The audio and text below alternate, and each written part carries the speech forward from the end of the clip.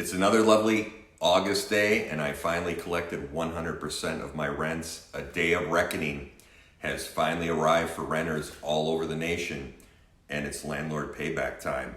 The Supreme Court's conservative majority is allowing evictions to resume across the United States, blocking the Biden administration's from enforcing the temporary ban that was put in place because of the coronavirus pandemic.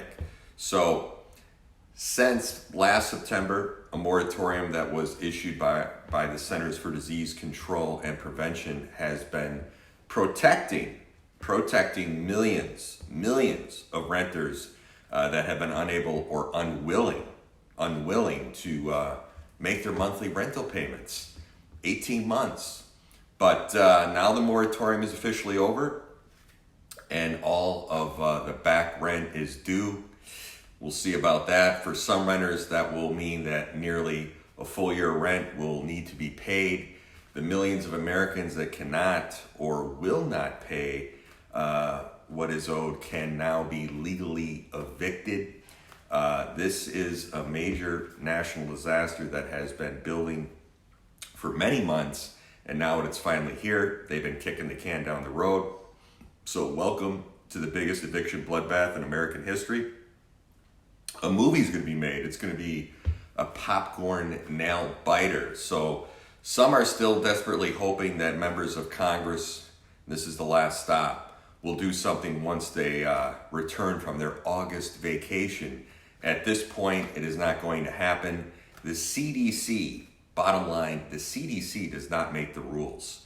So for now, there doesn't appear to be any hope of averting the largest eviction tsunami that any of us have ever seen. Of course, it will be inevitable that this day was going to come sooner or later. After all, what else could we do? Did anyone out there actually think that it would be possible to tell landlords that they could never collect rent ever again? Landlords have been mistreated. If we did that, there wouldn't be any more landlords. So many landlords out there are really hurting financially right now. In fact, some of them have not been able to collect rent for certain tenants since the eviction moratorium was first put in place last September. A lot of these landlords, 99% of them, are middle class. So due to the widespread job loss and the health risks of COVID-19 pandemic, many renters in the United States face difficulty making their rent payments every month. So when the pandemic began early 2020 and the federal government stepped in to prevent people from getting evicted in the midst of it all. So as part of this response, the Center for Disease Control got involved and instituted a moratorium in September 2020 and didn't have the legal authority to do it. That prevented landlords from evicting their tenants regardless of whether they could pay their monthly rent in full at all. So during the early part of this week, landlords, they're going to be racing. They're going to be racing to take advantage of the opportunity that they suddenly have, and there is still a possibility that Congress could decide to do something in a few weeks, and don't be surprised if they do. And so landlords will want to evict people as quickly as they can. There's a lot of squatters out there in the millions, and we are talking about a massive number of people. According to the USA Today, the eviction moratorium was the only tool keeping millions of tenants in their homes. A federal freeze on most evictions enacted last year expired Saturday. Joe Biden's administration extended the original date by a month, and then the moratorium put in place by the U.S. Center for Disease Control and Prevention in September was, the only thing keeping these tenants from being able to stay in their homes. So many of them did lose their jobs during the coronavirus pandemic early on and had fallen months behind on their rent. Right now, we got 10 million jobs available. So in this particular case, millions is not an exaggeration at all. So according to the Census Bureau, approximately 3.6 million Americans are potentially facing eviction. It's higher within the next 2 months. And the Aspen Institute says that over 15 million, and I talked about this, over 15 million Americans are currently behind making rent payments. So more than 15 million people live in households that owe as much as 20 billion to their landlords. 20 billion to their landlords, according to the Aspen Institute. And as roughly as July 5th, 3.6 million people in the U.S. said they faced eviction in the next 2 months, according to the Census Bureau Household Pulse Survey. And then throw in the forbearance, up to 3 million or more homes there.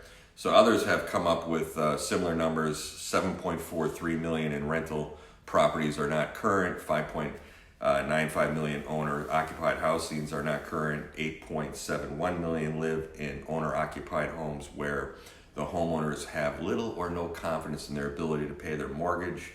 And 12.71 million live in rental properties where the heads of households have little or no confidence in their ability to pay their rent. And the fact that the deadline was pushed back several times just made the scale of the trajectory even larger.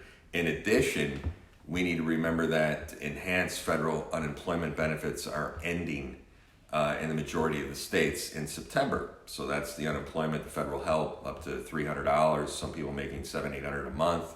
As a whole, a lot of people will soon be hit by a double whammy. That their federal benefits are ending at the same time they are suddenly faced with a bill for all of their unpaid rent. So what is the country going to look like when millions of impoverished Americans are suddenly thrown out into the streets?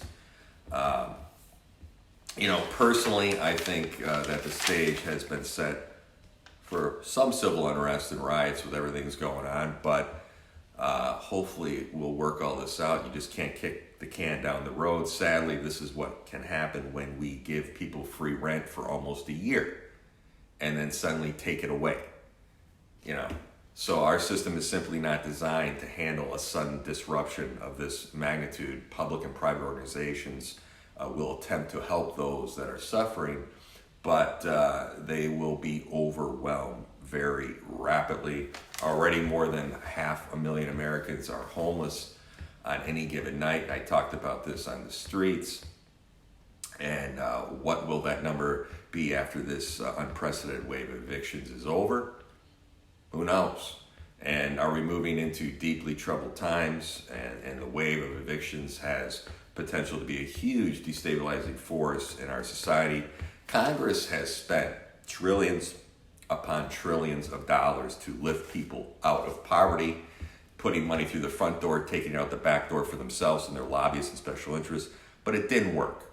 So day after day, our corporate media outlets will be filled with tragic stories about people that are getting evicted, and we'll be told how evil the landlords are for throwing them out. I talked about this, but if landlords are not allowed to make money, there won't be any rental properties at all. Of course, big corporations like BlackRock are going to come in and swoop up some of these properties, unless we just have the government own all the rental properties, and they'd love to do that. And that is called communism, ladies and gentlemen, communism. August is going to be a real turning point, and the end of this moratorium is going to unleash a lot of chaos. But it was eventually going to happen. And there needs to be a correction. The Biden administration argued that the rise in the Delta variant underscored the dangers of resuming evictions in areas of high transmission of COVID-19. We turned out the Delta variant is weak, but that argument did not win broad support in the high court. So, unfortunately, I'm expecting a whole lot of more trouble to erupt as we steamroll towards the end of this calendar year. We can't just kick the can down the road. We have a lot of small businesses in addition to these tenants that are hurting. Landlords, of course, a majority of them are middle class. They haven't been able to pay their bills. They're behind. But there's a lot of moving parts, and people want to pick up these properties, like I said. And we got small business hurting, entrepreneurship, which is part of this country. Some people don't believe in that. They believe you should live on the state. And, just get free money. Universal basic income is being tested and is being done in Canada right now. They're going to do a beta test here. They're doing one in California for people. So how's that? Just give everyone free money, free rent, get rid of entrepreneurship, small business, get rid of landlords, have government-run housing, have big corporations run it. So there are people that think like that, and this moratorium was unconstitutional. You made it worse by kicking the can down the road longer, and we'll see what Congress does. But in my opinion, from what I know and the research I'm doing, a lot of people are taking advantages in the millions. We have 10 million jobs available. We've had it for a little while now. No one wants to go back to work. That's a lot of money you're getting every month, and people have used that money to buy their own place and put a little savings account together for a down payment on a condo or a nice house and not pay their landlord. So this isn't just some outliers. Millions are taking advantage of this, and you just can't keep kicking the can around the road and not follow the law and have the CDC make their decisions. So that's where we're at right now. Supreme Court came down. Eviction moratorium is ruled unconstitutional. Take care. Be kind.